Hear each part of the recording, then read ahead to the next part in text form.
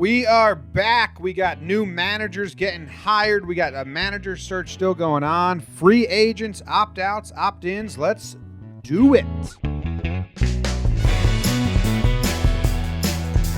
What's going on, everybody? Welcome back to Talkin Baseball, the first official kind of off-season episode. And we're going to find our own gears here. Obviously, this show has not had an off-season episodes as we go, but we are excited to figure out what it is, how it works, and all that.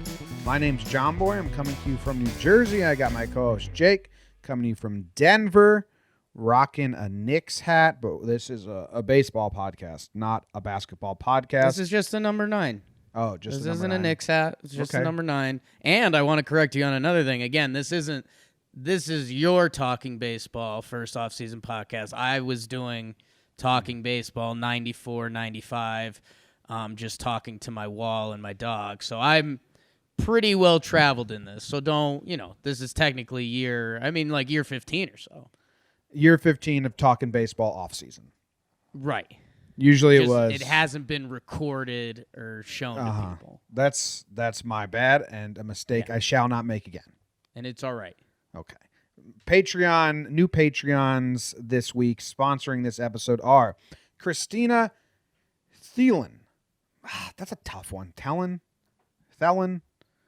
I have no gauge on that one. What do you got? I like Thielen. It feels like a Thielen. Jonathan Larson, Noah Hughes, or Huggies. Jacob Stolzenbach. That's a strong name. Stolzenbach. Wow, you better be a stocky dude. Michelle Wood, Daniel Russell, and Rob White. I had Stolzenbach as like a long pitcher, like 6'7". That works Coming too. downhill. You just can't be average body. Okay, just don't be average, Jacob Stolzenbach. Yeah, that's a name that commands a presence. Those are our most recent Patreon supporters and subscribers. $2 a month. You can hang out, listen live, and some jerseys. I got to do the October raffle, actually. Cool. All right. Anyway, Jake, it's been a little bit, I think. The longest break we've had on the show in a while because we were doing daily episodes. How are you doing? I'm great, man. I'm excited. I mean, again, this is part of a bigger philosophical baseball free agency problem that you and I ran into last winter meetings that, I mean, free agency technically kicks off, midnight tonight? Yeah, and but nothing will happen. In the NBA world, that leads to like 48 hours of pure chaos, and it's awesome. In MLB, it's like, all right, honestly, the chaos is going to be in the next couple hours with a couple opt-ins, opt-outs to be decided. A couple, for the Yankees, I know we're kind of assuming that they're going to reach a contract with Brett Gardner before free agency starts, and other teams have situations like that. Cole Calhoun, we like putting those two in a bucket anyways. But it is exciting. It feels like the World Series just happened. The Nats just had their parade, but now it's like, all right, 2020. Free agency. It's a little bit of a bummer. It's not going to be like, I'm not going to know Garrett Cole's team in the next 24 hours, which in the NBA I would. But I'm excited, and I do like, as I joked about, I've always been a huge baseball fan, and I like this side of baseball a little bit more. The free agency, the coming together, the teams, or are you going to trust your minor league third baseman? Or are you going to go out and bring in a Todd Frazier? So I love that stuff, and there's a couple fun teams that I'm already locked into. So I'm good, man. I'm good. How are you? Nice. I'm doing well. I'm in the midst of a move. Yeah. Signed the lease a couple days ago. Today is Monday. I think Tuesday, Wednesday are 2 full move days, and then I'll be in New York City. Oh, wow. Okay. Like, it's happening quick.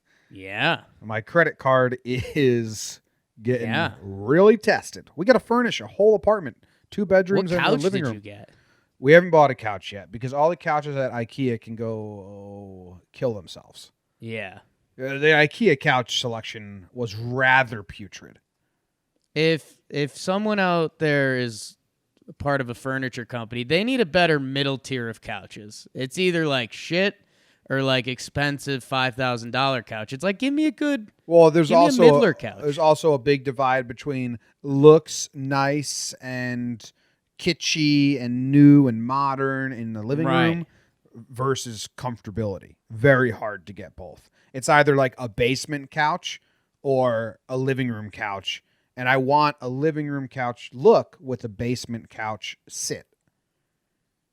And it's like, do you want the comfortability of someone like Edwin Encarnacion as your DH, or would you rather try out the young guy in your farm? I think that's what you're trying to say. I was hoping you were going to make a great comparison, but then no, you started bad and then quit. Yeah, I bailed. Quick bail.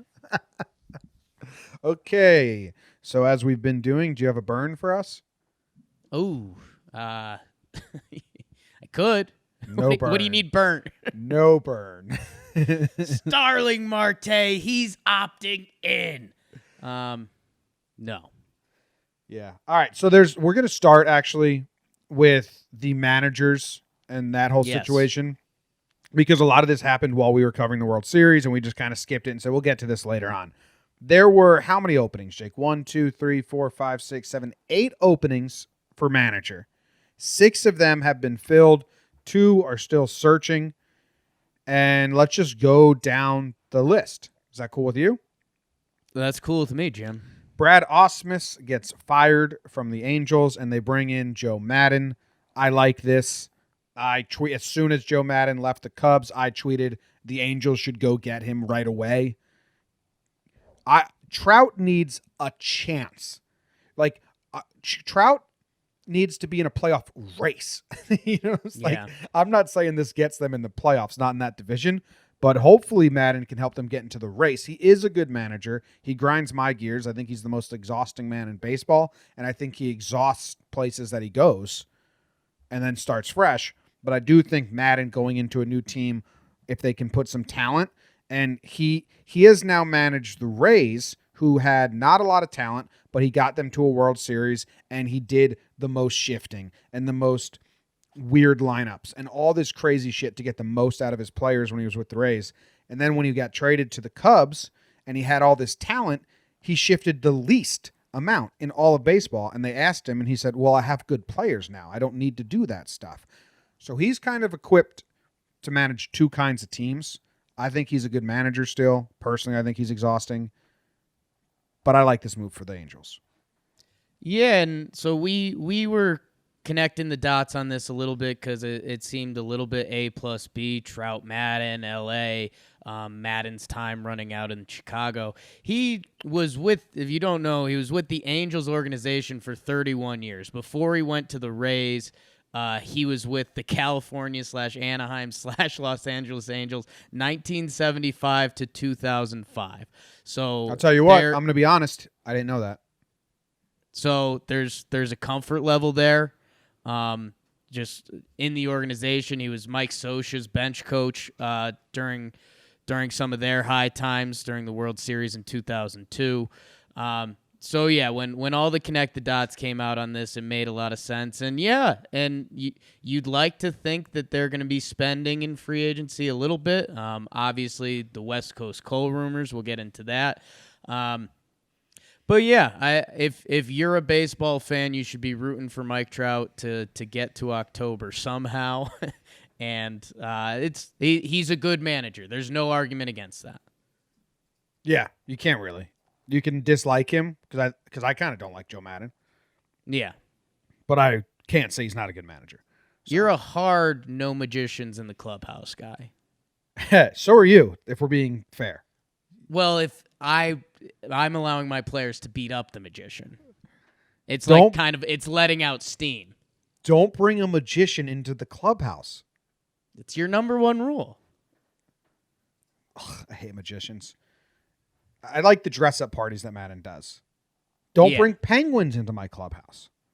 Oh, see, that's where you and I are going to you're a hard line in the sand. You've made out with a penguin and all that. Okay. I might have a team penguin in there. So the Cubs got rid of Joe Maddon. They parted ways, and they bring in David Ross. This is a complete change in in manager. It feels like David Ross has never managed before. Very much an Aaron Boone situation. Almost the same exact thing. A player's player. Everyone loves him. Goes into broadcasting. People love him. Goes and manages. He's never been a coach in the dugout. He's never been anything. Now he has a catcher, which is a little more game managementship than third baseman when in the comparison to Boone. I think he'll do a good job. I think the managing position changes now, and David Ross is one of these guys that's going to be more like an Aaron Boone. Keep the clubhouse loose, keep the guys motivated, relay why decisions are being made the way they are by the analytics department above. So I think that there will be a year of growing pains here. But I like the kind of ballsiness of it. Yeah, and it's, he was part of that Cubs team. He played with a lot of these guys, so that's, you could put that in the good bucket. You could put that in the bad bucket too, because if things get off to a rocky start, you're going to hear all these rumors like that. I don't know. It's just that mental mind fuck of if you're peers with someone and then they're technically above you, that's a mind fuck. I will say this. I don't think David Ross, I think he was always a authority figure because that team was so young, that Cubs team. It's not like he's going to be managing guys that he literally was eye-level teammates with. Joe Girardi, when he came to the Yankees with Posada and Jeter and Williams and stuff, or Bernie wasn't there anymore. But they were kind of, they didn't think of Joe Girardi as like a father figure, grizzled vet, listen to what he says, as much as this seems to be on the surface. Well, and it's sports. You often can't relate things to the real life business world, but there is like, if you're someone's boss, you're not supposed to get crazy drunk and go out partying with them. And I don't know. Yes, Rossi was an authoritative figure in their clubhouse, but when they were in the World Series, that's someone you poured champagne down his throat. That's someone you just look at differently a little bit. That being said, and we are Yankee fans, that's a hot take. You leave one of those hot take 5-star reviews that says, hey, these guys are Yankee fans. Those are our favorites. The Aaron Boone thing has worked out really well for the Yankees, and it's not completely out of left field. He was a catcher, like you said. He's so well-liked throughout. He's one of the more well-liked baseball players currently now, just from being on Dancing with the Stars and shit like that. So it's a popular hire, and I think the interesting thing, because didn't he have one quote that was he's in for analytics, but he still definitely believes in being a baseball guy and stuff like that? I don't know. I like that quote, though, because that's what it is. Yeah, put that on a shirt. So, yeah, I don't know. It's going to be, and maybe this is the advice we could give to Cubs fans, is that, a lot of the shots nowadays, and this will probably be different than Joe Maddon to a degree, a lot of the shots come from the GM and the analytics team. So there's only so much decision-making that truly happens, that a manager sometimes is a scapegoat, or Aaron Boone looks like a genius this year because half the roster gets hurt and a lot of those guys thrive. Yep. All right, well, we talked about Joe Girardi. He's going to Philadelphia, replacing Gabe Kapler, who was never a fit and kind of just... Didn't in Gabe Kapler's first game, he made an illegal substitution in the bullpen that couldn't happen or something? He brought... whatever. I think it was the first 2 weeks he made a couple ones, and it was oh boy. Yeah, and then it never panned out. He was in over his head from the jump. Anyway, Joe Girardi gets the Phillies job. What's his deal? 3...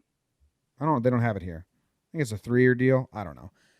Joe Girardi's going to bring a determinedness. What's the word there? Determinism to this Philadelphia team. And I think he'll fit the city a little better than Gabe.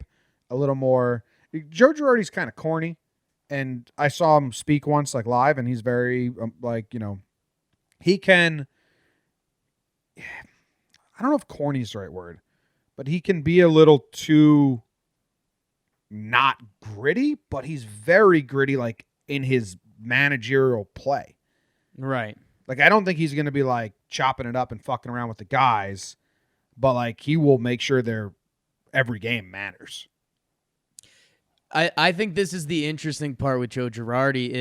It's will he change a little bit? Because at the end of his Yankees run, it was kind of this revolution of managers, and you kind of got to be the Joe Maddon loose guy or the young guy, because baseball is such a long season that if you're someone like Joe Girardi, who was pretty rigid with the dudes, the word we heard was that it kind of wore thin among some of the young guys.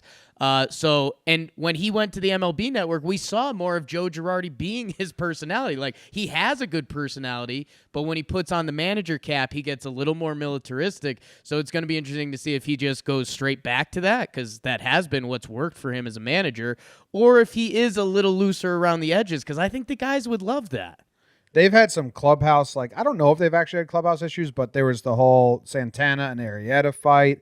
Arrieta threw Harper under the bus. Arrieta throws everyone under the bus. Yeah, it might be Arrieta. It might be Arrieta's the problem, who just opted into his contract, so he's still there.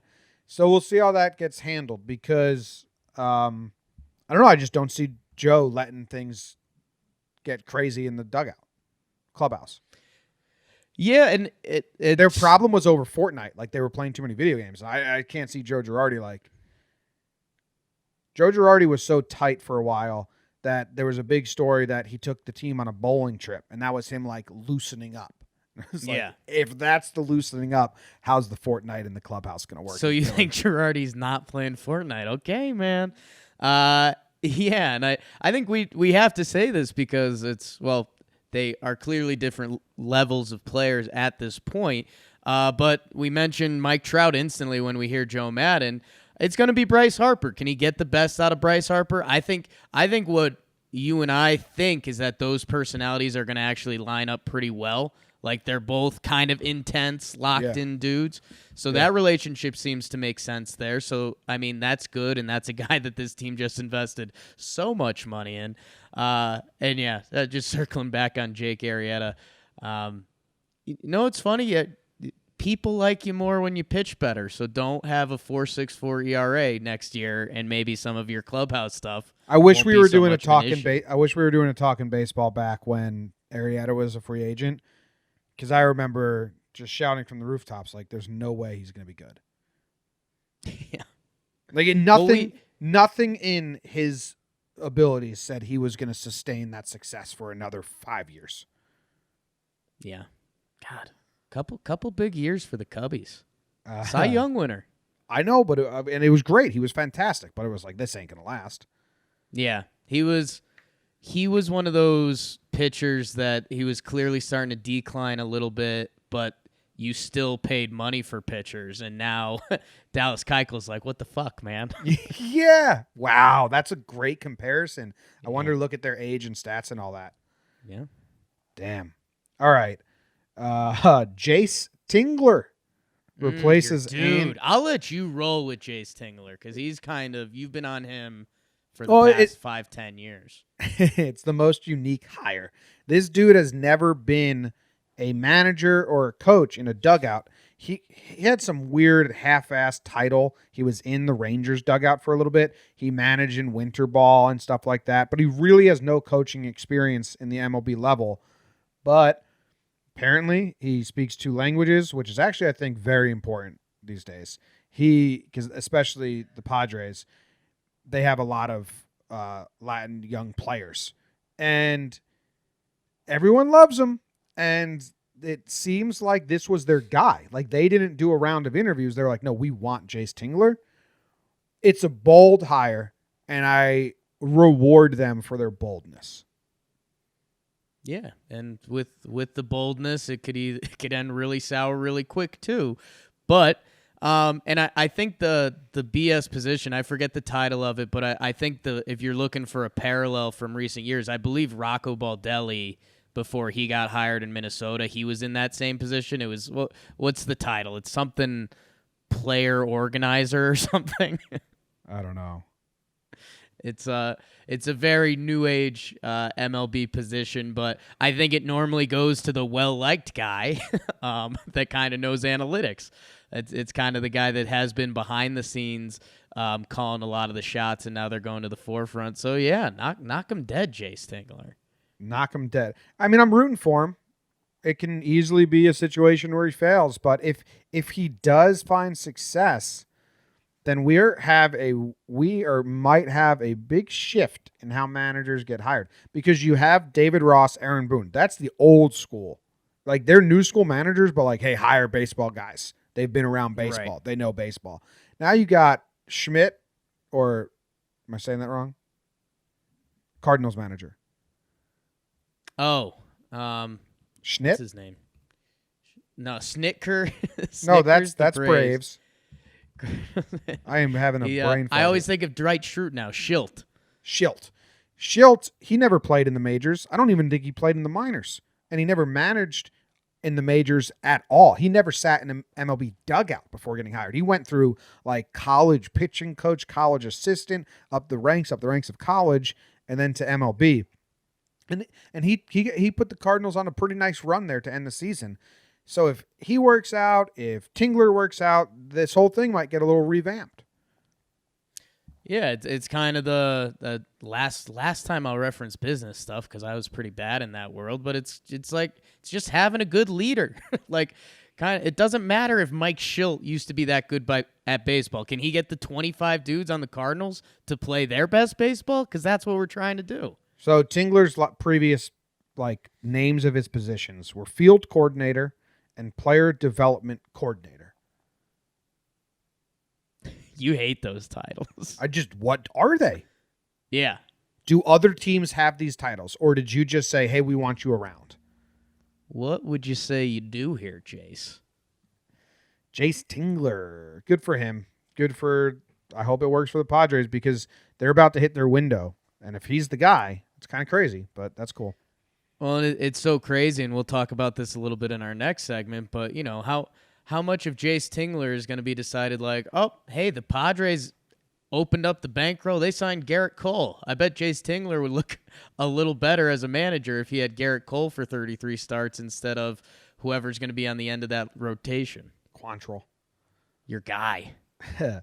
I'm going to go to the Mets. They just announced Carlos Beltran.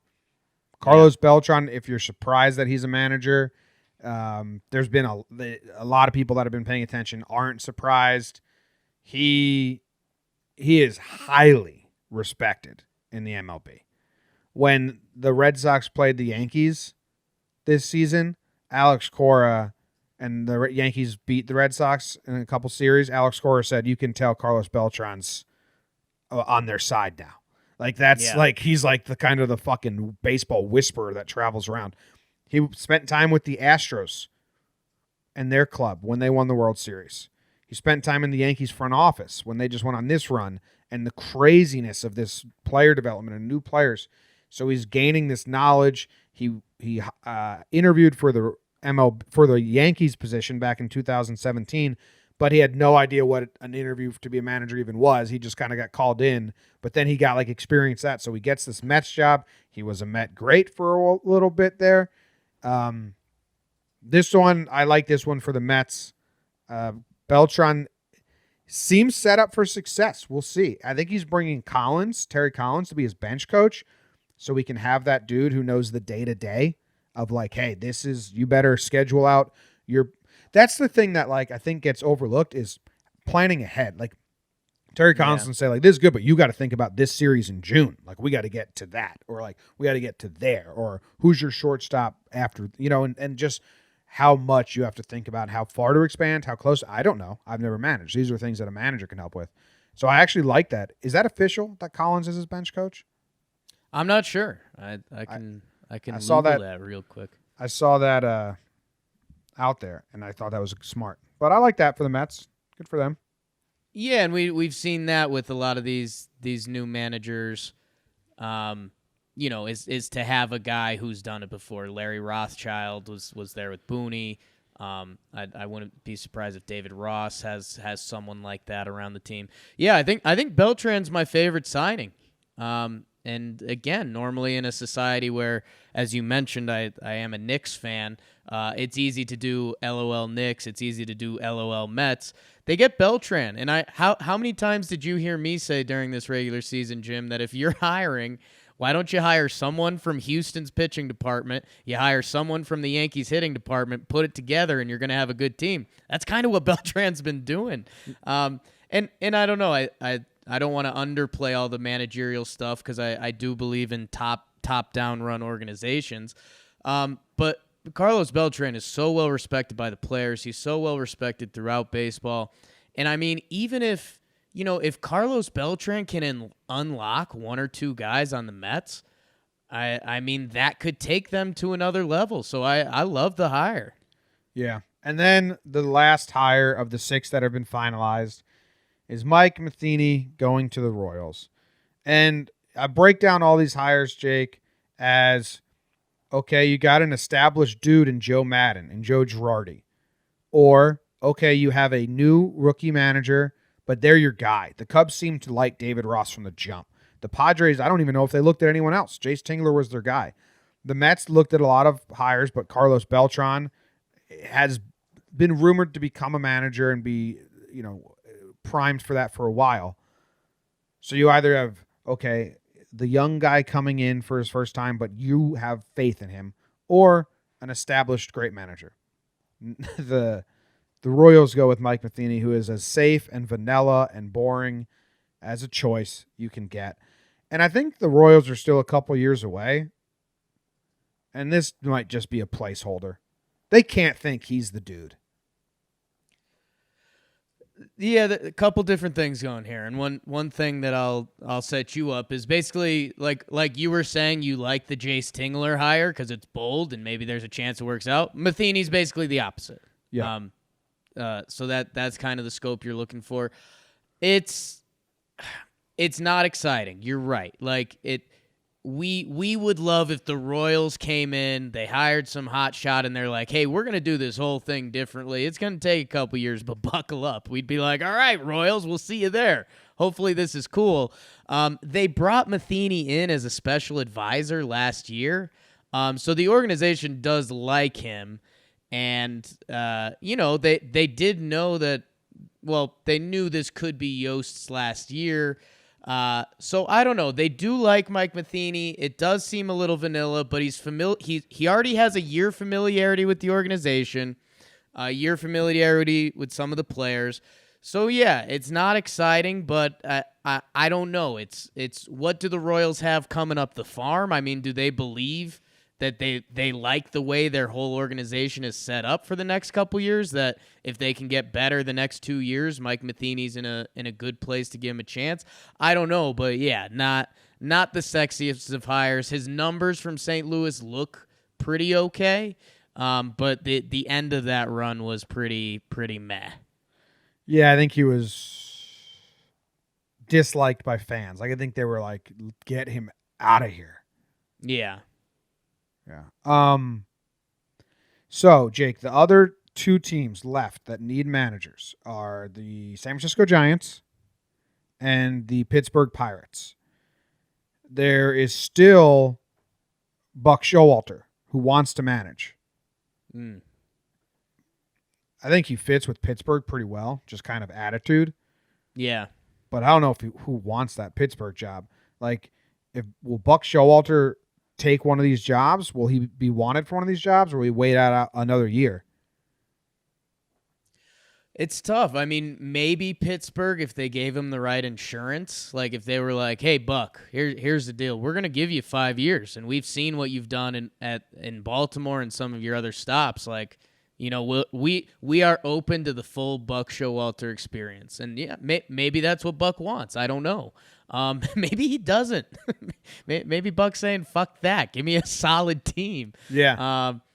So, yeah, it kind of depends where Buck's head at. And yeah, it seems like San Fran's not fully a fit for Buck Showalter. In my head, like, I want the geekiest dude ever because I think their GM they hired is a geek. So, like, just go with that. You see what the Giants are doing? They Gabe Kapler's in consideration. Yeah. Why? Oh. That's the guy you fire before the next guy. Well, that's like we're gonna have a bad year and a half, so we need Gabe Kapler. Did you hear the other news? Mm-mm. Bruce Bochy isn't retired. Love that. he's taking a 1-year sabbatical. He wants to manage again in 2021. It's genius. Everyone thought he was retired, and he went on Mad Dog Radio and was like, no. This is a sabbatical. I want to get back out there. See how I feel. I'm retiring from the Giants. I don't like where that's headed. Well, maybe the Giants do a 1-year manager change up and bring him back. Bring back Bochy? That would be awesome. I now have to root for that, unfortunately. But I think part of it was, too, they brought in, like, they did the whole analytics full revamp, but they were going to give Bochy one last year to be Bruce Bochy. So I think that dream might be fading away a little bit, but I still like it. Yeah. Crazy. I don't even know if there's any leads for these Pittsburgh or whatever. Twins bench coach Derek Shelton is interviewed for the job for the Pirates. Pirates job kind of sucks, man. Yeah. Besides a beautiful view and a nice ballpark, I don't know why you'd go there. Hey, man, those are two of my favorite things. I'm in. All right. Hire Jake. You got anything else on managers? I mean, obviously we'll update. There's a lot to go through right there since we missed it all. In the end, like I'm not here to hate on another team's choice until we don't know. We don't know how any of these guys will go. The only one that I'm going to give shit to is Mike Matheny. Seems like such a boring choice in a season, in a changing tides of either, new exciting guy or proven good manager. Maddon, Girardi, Showalter are proven good managers. Yeah, I don't know. The only counter I'd have is that for some of these organizations like the Royals, who they're not going to have World Series aspirations next year, is sometimes you just need good organization and a guy who's done it before and a guy who's going to do the right thing. So like you said, like you thought there might be some growing pains with some of David Ross's stuff this year. Mike Matheny shouldn't have that. That's true. That's a good counter. He should be stable. He should be able to run through the motions, and then it's, can you get something else out of these guys? Yep. All right, we're going to take a quick break. Then we're going to come back and talk about the pitchers that are topping the free agent list. All right. Free agent season is coming. And as this rolls, and this will probably be the only episode where we kind of deep dive into the top free agents and our thoughts, and then hopefully it's more reactions to where they sign and news, and that's how the episodes will go forward. But if you're doing a baseball episode, you got to do this conversation. Jake, with Strasburg opting out, which is fucking nuts that he has $100 million guaranteed, $100 million guaranteed for 4 years, and he gets like 35 a year at the end of it. Guaranteed. And he says, nah, I'm going to go get myself more. And it's the smartest move because he will easily get himself more money and more years. It's just wild to really think about it. Yeah, we don't get thrown in those positions a lot, but yeah, and I was blown away because the last year of that contract, when Strasburg was 34 years old, he was due to make $45 million that year. So in my head, I had mentally turned off the Strasburg switch, and I was like, "Oh, you don't turn down that ever." And then he goes out. He has an incredible season. I think he pitches the most innings. He obviously does his World Series and playoff heroics. He's like the perfect candidate, the former number one pick. It's not fluky or anything. So yeah, I mean he's probably going to get the same AAV. Ooh, it's been a while since we've talked about annual value of contracts, but yeah, he's going to get 2 or 3 more years. He's going to get 6 or 7 at the value that he was going to get for 4. And at this age, you have to go and do that. I think this is going to be Garrett Cole and Strasburg will be the Machado Harper. Where are they both Boris clients? I believe so. I could double check because that kind of actually changes things. Because then it's Boris bidding against Boris. Last year's Harper and Machado is Boris versus, I forget who Machado's agent was, but they hate each other. They are both Boris. So they're both Boris. So, okay, that's going to be fucking weird for Boris. Because one of these dudes is going to set the market, the other's going to get just under it. And it might take forever for this to wind out. I mean, Garrett Cole, this is his first time becoming a free agent. Same with Strasburg. They're going to go listen to every pitch from every team that wants to pitch them. Go get yourself the free flights and the free meals and the dinners in a bunch of cities and get told how great you are and how much they want you and how much they love you. Go do it. Go take the tour. Like, I'm not going to blame anyone for not doing that. Sounds like a bunch of fun. Go get, priced out and pimped around and have some fun. They should both do that. And then it's Boris versus Boris. It's kind of weird. Boris versus Boris. We got both of them 7 years. I mean, they will have to beat the Corbin contract. That's how it works. Oh yeah, and I mean they're gonna wreck the Corbin contract. They're gonna wreck David Price's most money gotten by a pitcher. I think it's $221 million or something like that, or $211.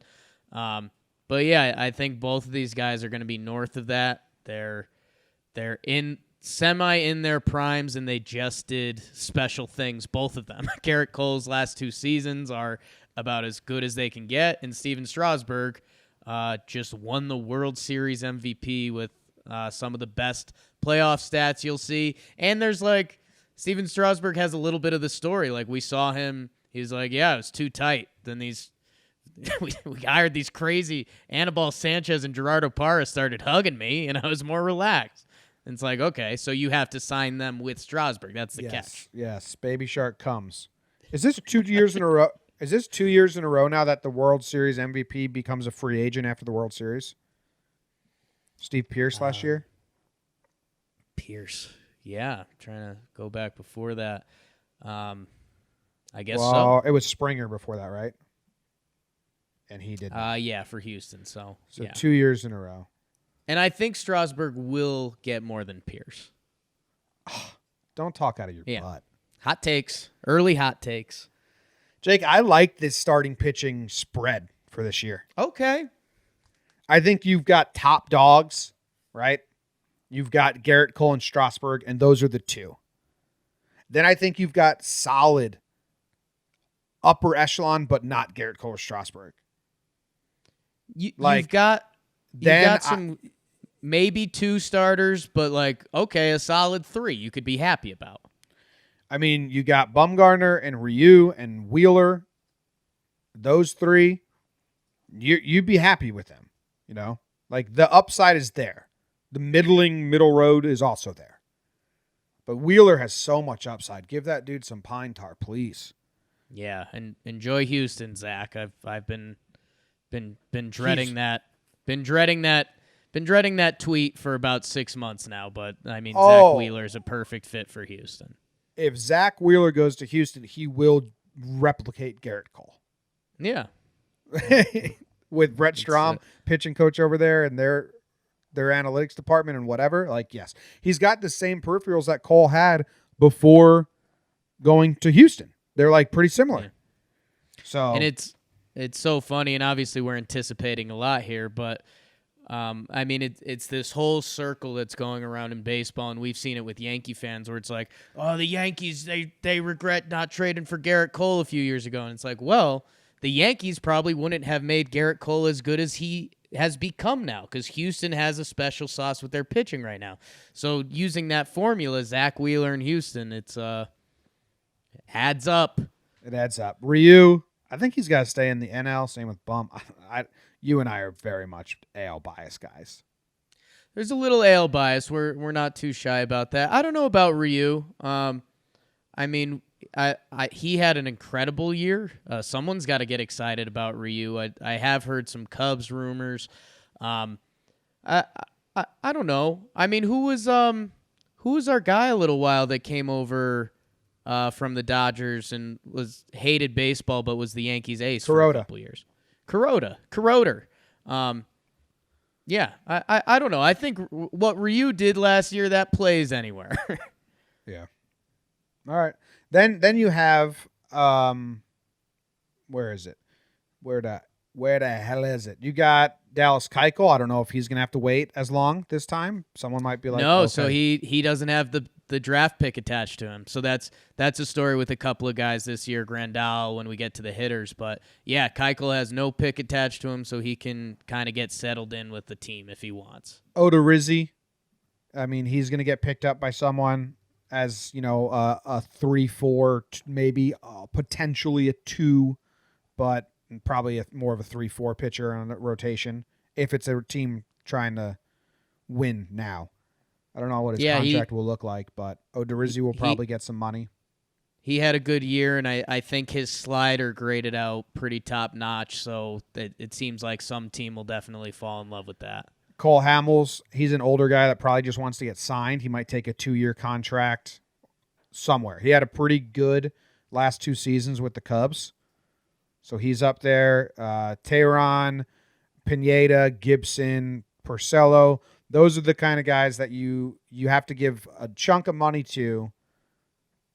But, to eat innings and be a pro pitcher, they'll get picked up. There's some interesting guys on here, Jake, like Gio Gonzalez, Ivan Nova, Homer Bailey, Brett Anderson. Are these guys going to get the Keuchel treatment? Is Matt Harvey going to get picked up? Like, he's going to get a AAA. He'll be invited to camp. I don't think you can guarantee him any money. Felix Hernandez. No, I think Felix will get invited somewhere, and there'll be a pitching coach that'll say, hey, maybe we can craft you a little bit. But I mean, his arm has been through a lot. He's 34 going on 44. No, I think what you were saying is that, like, okay, this when we go into the hitters later, there's a couple positions where it's like, oh, well, if you needed a guy there, you're kind of fucked. Yeah. Starting pitcher, if you need a 1, I mean, there's a couple legit 1s out there. There's a couple borderline 2s. There's some 3s. And then kind of the end of rotation guys that you and I are dipping our toe into right now. Pineda, Kyle Gibson, Wainwright's technically a free agent. Please go back to St. Louis. Tanner Rourke, Wade Miley, Brett Anderson. These are guys that if you sign them, like, I don't know, you can kind of pencil in 160 innings of okay baseball, which, hey, some teams, actually, no, not some teams. Every team needs that. Yeah. What about Homer Bailey? Wasn't he doing pretty good after the trade? Or am I making that up? He's got 2 starts. After the trade, he's got 2 blow-up starts. Otherwise, he was pretty good.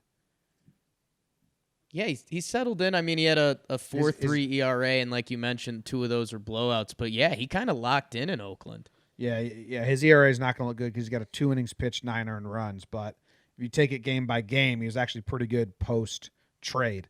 So he might get a 1 year, 2 year deal. I have no idea. Bring him back, Cincinnati. No, he went to the A's. I know, but I'm saying Cincinnati gave him the giant contract. Let's run it back. Sure, the first one didn't work out. Good time.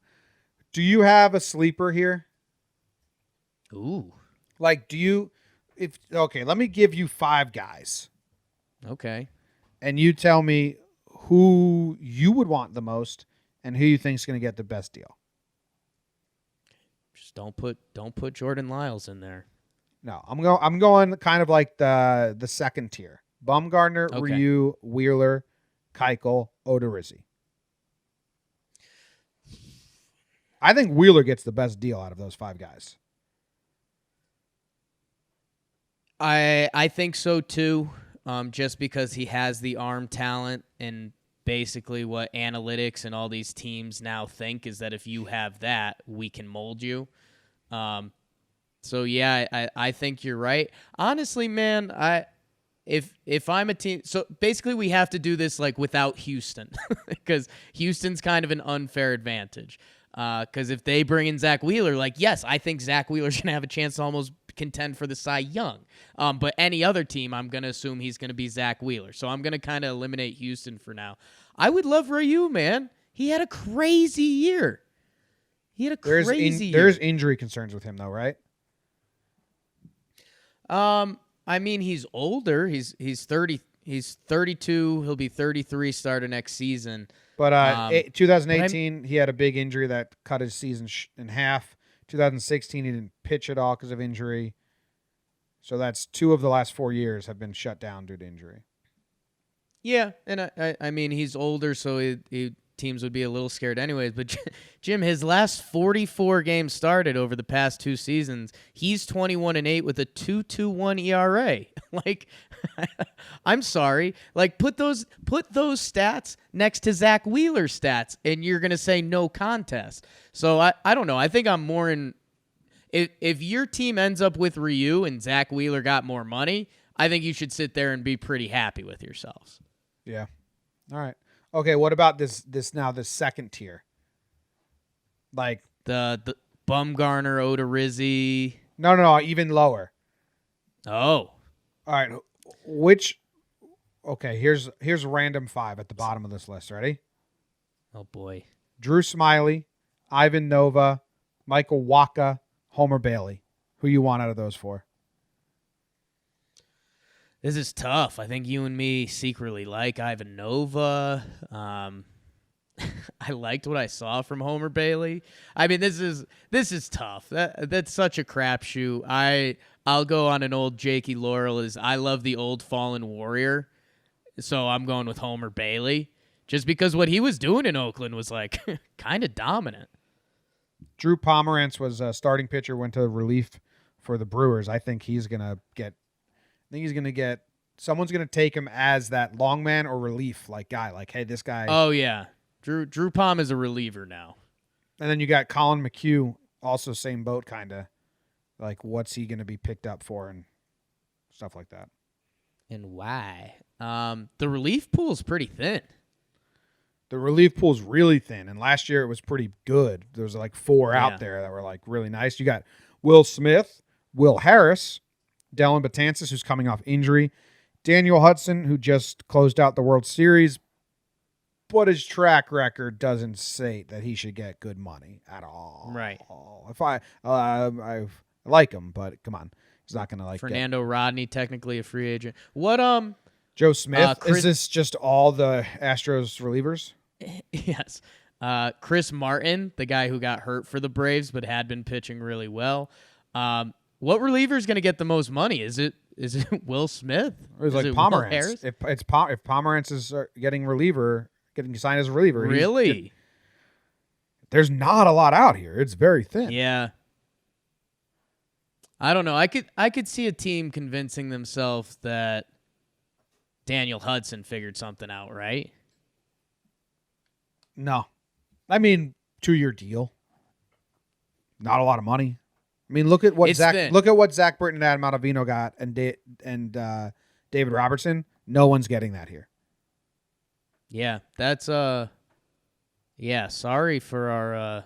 If you're a team out there that bullpen is the red flag, it's slim pickings. Yeah, my bullpen is also the easiest to fix in your farm system. Sometimes. Because any starter, you can be like, go give us some innings. Right. All right, another quick break, then we'll come back and do the offensive free agents. All right, Jake. Another national is the most coveted offensive free agent. Strasburg opts out, but Rendon, man, he is going to set the market, I think, here as an offensive player or field player, whatever you want to talk about him. He's the guy, right? He's the leader of this free agency class. Easily, and we are waiting to hear, because the only hitter that could give Rendon a conversation will be JD Martinez. We're going to know in the next couple hours if he's opting in or opting out. But he's a pure DH at this point. I mean, Rendon plays a quality third base. He has to opt out, right? We'll see. It's kind of an interesting situation because there was this stigma that free agents don't get paid anymore, even though last year's guys actually did get paid decently. He's only a DH. So, I mean, JD Martinez the NL teams are out. So it's how many AL teams need a DH. And he has been really good. He's owed $20 million. I think he's going to opt out. I think you can talk yourself into, I could see the White Sox or Texas Rangers. And it would be similar to kind of what happened with Aroldis Chapman opting in. What if he goes and plays for the Rays? How about that? The old JD Martinez for Keim trade. Yeah. So I think he's going to, and this is one of those weird things, and I think it's funny that we haven't brought it up to this point, but it's so funny that there are family factors and things that tie into these decisions there's a lot going on for these guys. Like you have to decide where you're going to live and stuff. But yeah, I think JD Martinez, it seems like the city of Boston kind of wants him to opt out. I've heard some mixed things, but I think Boston, if JD does opt out, they'll start talking themselves that they can re-sign Mookie. If he doesn't, Mookie's fully gone. But yeah, I mean, Rendon easily will set the position player market. And then if JD's opts out, he's the second. And then we were saying this before we started recording, third base has some good depth if you're looking for a third baseman. You got Josh Donaldson, who went off, the bringer of rain. You got Todd Frazier, who had a decent year and is respected, highly regarded, also my best friend. So right, shut up about it. There were some others I saw that I'm blanking on remembering right now. Pablo Sandoval, Mike Moustakas. Ask Krabs. He could play a little third if he needs to. Ask Krabs is out there. I mean, Rendon's the special guy. If you sign Donaldson, I mean, you're going to fully be bought into that and the potential of him having a pretty special year. And then, like someone like Moustakas, he's an impactful guy. Todd Frazier, Asdrubal Cabrera, if those guys come into town, you feel comfortable with your third base position. It's not a question mark. So the third base has some decent options out there in free agency. Yeah. Do you know what his someone in the chat just asked? What's JD's opt-in? Do you know the numbers there? I want to say it's 20. It's 20 mil per year. He has another option next year, and I forget if that's the final two. If that would be 2 years or 3 years. But it seems like JD Martinez would at least be able to get the same money and an extra year or so, because he is 32 now. Let me see if I can get his contract up. So yeah, if he opts in, it's 23 mil, and then 2021 is 20 mil, 2020 is 20 mil. So third base, there's a good amount of options. Shortstop, do you want Didi Gregorius? Because that's your option. Yeah. Hey, Jose Iglesias. He'll tell you he hit in the 280s last year. But yeah, shortstop is pretty empty. And you and I have circled around the Didi Gregorius conversation a couple times. I just don't know. A team is going to talk themselves into Didi Gregorius because he's the only guy, and his hitting numbers are pretty impressive, all things considered. Yeah. Yeah. And then, I mean, you got like Brock Holt utility. But really, shortstop's very thin. Yeah, it's like there's not even anyone that you're like, well, if he does this, it's like no. Wilmer Flores. Good shortstops don't hit free agency. That's why I got into it with Yankees Twitter a little bit, because I said if Didi Gregorius comes back and plays like the Didi Gregorius we've seen the past 2 years, he was going to get huge paid.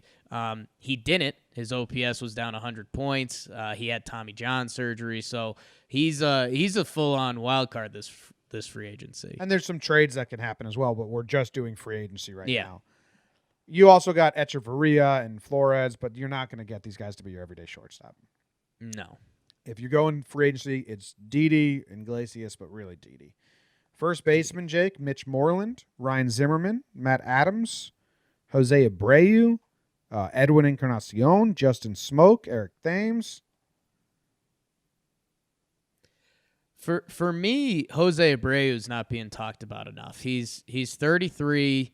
He's not great at first base anymore. I don't think he ever was, but body started going in. So you have to plan on him being mostly a DH with a little bit of first base. He led the AL in runs batted in this year on kind of a sad. No, it was a fun White Sox team, but it was a White Sox team that wasn't heading anywhere. I don't know. He seems like a guy, if he's on the right ball team and gets a little spark, like he can still hit. He had 33 home runs, 123 RBIs. So one of the more solid hitters you can get. What team needs someone like that? That's the team that I just keep, because in the circling. AL you have so many teams not even trying still. Right. So you have to find a team that's trying to win in the next 2 years and needs a first base DH. And who is that? That can afford free agents. Like, what does that limit it down to? 1 or 2 teams? White Sox, Red Sox, the team that keeps popping up for me that's really interesting, that I think they're going to make a big splash, or if they don't, someone like Jose Abreu would be a good consolation surprise. It's the Texas Rangers. Yeah, They've got a new stadium. They had 2 pitchers emerge last year. Like, they're going to sign someone flashy. I don't know if it's one of the top guys. There's some links to Rendon too, but if they come short on Rendon, like, bring in Jose Abreu, bring in a couple of those pitchers we talked about, and you can make the depth of that Ranger team so much better, because last year it was like, okay, if we run into Lance Lynn and Mike Minor, we're kind of fucked. Like, those guys are dealing. If you don't see them, it's like, all right, the Rangers kind of suck. You'd rather have Jose Abreu than Edwin Encarnacion doing the same kind of thing, right? It's interesting. I think it's a conversation. Edwin's a little older, and I don't know. We saw Edwin play the field when he needed to, and it wasn't horrible. So I think you'd be more locked into Abreu for a solid season. All right. Second baseman, there's a good amount of options here. You got Jonathan Scope, Scooter Gennett, Dozier, who might be hung over still, Kipnis, Zobrist. That's kind of an interesting one. Moustakas can technically play some second base. So there's not like I don't know if you're in love with Scope or Scooter Gennett, who you don't know what you're getting at all. But I think I don't know. That's kind of a weak pool. It feels like a classic case of if you bring any of those guys to be your 8th or 9th hole hitter, you're like, okay, sure. Like let's see if we could get some good stuff out of Jonathan Scope. That if he can find his swing again. But yeah, those guys don't get you too excited. Someone who's kind of first base, second base, who we haven't mentioned yet, Jim, who he might get a little bit paid, Howie Kendrick. Yeah, if you're looking for contact. I mean, dude hit 5th for the World Series champions. Yeah, crazy. Starlin Castro's a free agent. They didn't pick up his option. God, talk about how easy it is to fall off the baseball map. Yeah. Well, you go to Miami. You go to Miami and you're done. Goodbye. I mean, I don't even know Starlin Castro's stats. Was he doing anything in Miami? How do you get motivated to fucking play in Miami right now? I don't know.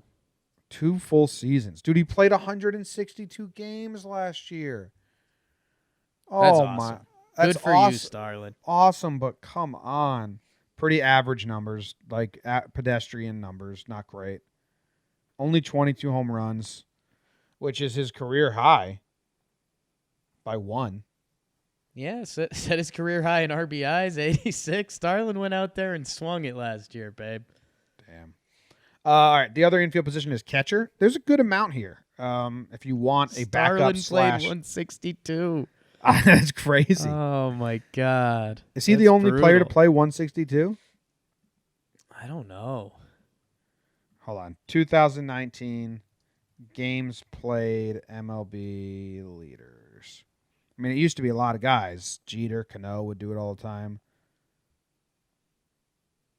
Games played, no. Okay, so Simeon also played 162. Soler played 162. Villar on Baltimore. Fuck. And Merrifield. Damn, man. Those are some. Besides Simeon on Oakland, that's Miami, Kansas City, and Baltimore fielding guys of 162. Run it out there. How the fuck aren't you going to give those guys a day off? I hope they were asked and they said, nah, I'll play. Because, I mean, if you're playing every day on the Orioles and you're not giving like, dude, can I get a breather? This clearly doesn't matter, and it sucks. Just give me 1 day, coach. It's one of my favorite speeches I've stumbled into this year, but we forget, like, these dudes love baseball. Like, Starlin Castro would not have played 162 games for the Marlins if he didn't fucking love the game of baseball. It's crazy. Damn. Catchers, you got Chirinos, Castro, Gomes, Flowers, Wieters, Lucroy, Austin Romine, Francisco Cervelli, Martin Maldonado, Russell Martin, Wellington Castillo. There's a lot, Jake. Well, yeah, there's a lot of guys that are fillers, and you're comfortable with them at spring training. Grandal's a guy who can change your lineup, man. He's the only one that's like going to be coveted. The rest, you're getting them as a platoon catcher. I don't think you're going to get any of those other guys and be like, he's our number one. Maybe Chirinos, give him a shot. Maybe Jason Castro, but the rest are kind of, you have a platoon situation or a spring training battle or something like that. Or they're your backup. Yeah, they're a guy that a lot of these guys would be, if you had both of them on your team, you'd be like, oh, we like to think we've got a solid 1A and 1B. Like that would be the kind of BS you hear. But yeah, a couple, if your team needs a catcher, you should be pretty happy with this. This will kind of be an interesting group to see how the dominoes fall in free agency, because I don't know. I mean, our team's going to really be fighting each other between some of these guys? Or are they going to be saying, oh, well, if we waited out, maybe we could sign one of them for $2 million instead of $4 million? I have no idea. Right? I have no idea how it plays out. I think it's going to take a while for some of those guys to get looks. We'll see. All right. Outfield. And then we'll wrap this up. It's kind of a weird, long-winded episode, so I hope that we didn't lose you at any point. Outfield, Jake. You got Hunter Pence. JD Martinez is obviously number one. Number two is kind of Ozuna. Marcel's going to be looked at pretty nicely. I like Marcel. He has a violent bat. He can play the corner. A couple teams are going to talk themselves into Marcel. Then you got where is it? Puig? Yeah. And Brett Gardner's up there. Alex Gordon, Gold Glove winner's up there. Nicholas Castellanos gets traded off the Tigers and goes off for the Cubs. Be cool if he can find himself on a contender and have some fun. I think he'll get a good look. And then some other big names here are, let's see, that new guy from Japan, Yashitomo Tutsugo. No idea how you say it. Need him. Another guy from Japan, Shogo Akiyama, or is that? I'm blanking. Avisail Garcia. He'll get some looks. Corey Dickerson, contact guy. Arzuna is the exciting one. Brett Gardner, I think the Yankees will try to lock up. Puig, you're bringing a lot. You're taking a lot on if you get Puig. Where do you want Puig? Where do you want Puig to land? Ooh, that's a fun game. How about this is literally this is me not thinking at all, but I like him in the Padres, right? Like just getting some excitement going in San Diego, just having him being kind of the crazy guy that gets them going on a day-to-day basis. I don't even think it's a fit, but that's where my mind went. Where would you want to see Puig? I just need him in bright lights. He didn't belong in Cincinnati. Okay. Damn. Sorry, Cincy. No, don't go to the Brewers.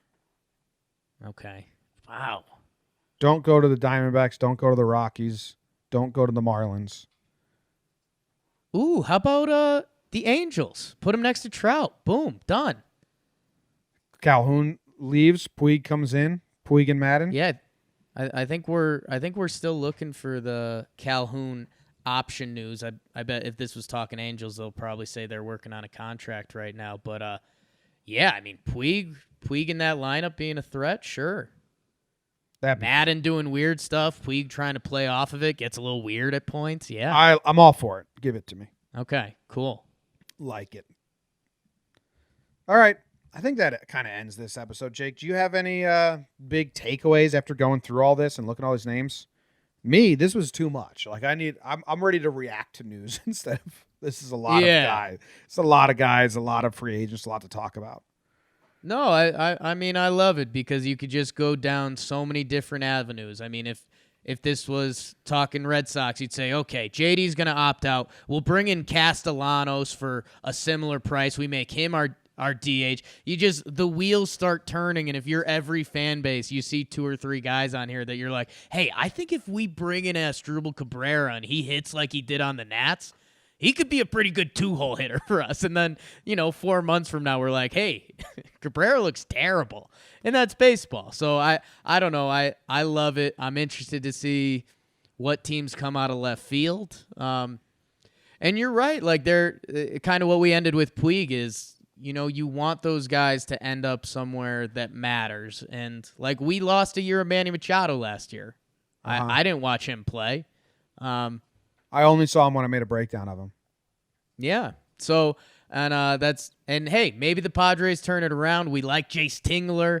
But, you want these guys to be in people's faces because some of them are just so talented. Yeah.